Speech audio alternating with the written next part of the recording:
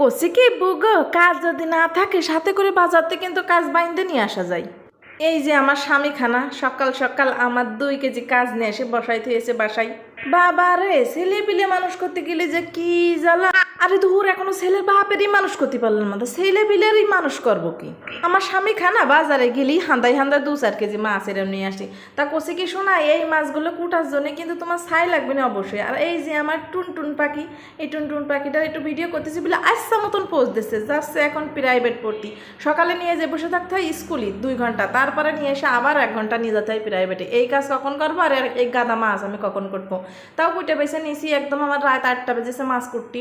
তোমাকে জায়গার মাছ কুটটি মেলা বিরক্ত লাগে, আর মাছ কুটা পর আবার রান্তে ইচ্ছে করে না। তাকে জন্য সহজ রেসিপি, সাদা তেল ঢেলে দিলাম 2 টেবিল চামচ, এর মধ্যে কুড়া কুচি কুচি জারা জারা করে পেঁয়াজ কুচি, জারা জারা করে রসুন কুচি, সাথে দিলাম রগ রুগে কটা কাঁচা ঝাল চিড়ে দিয়ে ভালো মতন একটু খানিক সময় নিয়ে ভাইজে নিতে হবে।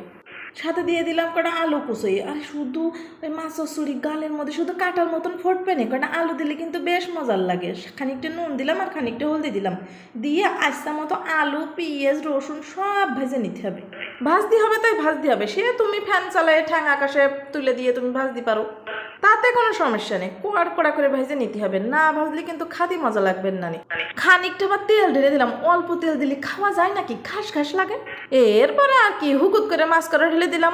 মাছ কুটতে যাই রে শোনা, আমার পা থেকে মাজা পর্যন্ত ব্যথা হতে আর বাকি নেই কোনো জায়গায়। 400 টাকার মাছ নিয়ে আসে আর 400 টাকার ব্যথার ওষুধ, ভালোই না ব্যাপারটা? তা গা পায় ব্যথার ওসিলাগুলো দিয়ে নাড়াচাড়া করে এরপরে খানিকটা পানি ঢেলে দিলাম। নাড়াচাড়া যা করা তাই এখনই কায়দা করে করে নিতে হবে না, কারণ মাছটা কিন্তু কাঁচা আছে বু। এরপরে একটু জাল দিলি পারে একদম ঘ্যাও হয়ে যাবে না, মোটে পারে নাড়াচাড়া করা যাবে না।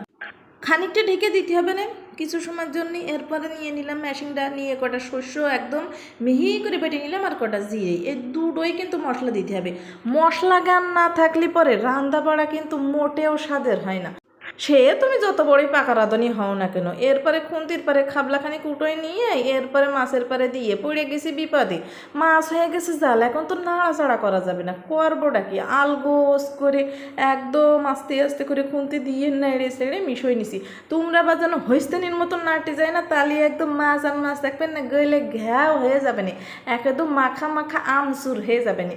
এরপরে খানিকটা জাল করে নিয়ে মাছের ঝোলটা শুকোয় গেলে এই যে তলে অল্প অল্প লাগা লাগা ঝোল থাকবে, এরকম সময় নামাই নিলি পরে হয়ে গেল মাছের চচ্চড়ি। দেখলে তো কত সহজে সিম্পলভাবে দেখাই দিলাম। এই চচ্চড়ি খাতে যে কি মজা, সে ভাতের সাথে মাখায় মাখায় গালে না পুড়ে দিলি তুমি বুঝবার না। বুগো, যদি ভালো লাগে বাড়ি একবার এরম বানাই খেয়ে দেখে নে। মেলা কষ্ট হয়ে গেছে, আজকের মতন চলে যাচ্ছে। সবাই ভালো থেকে না, ধন্যবাদ।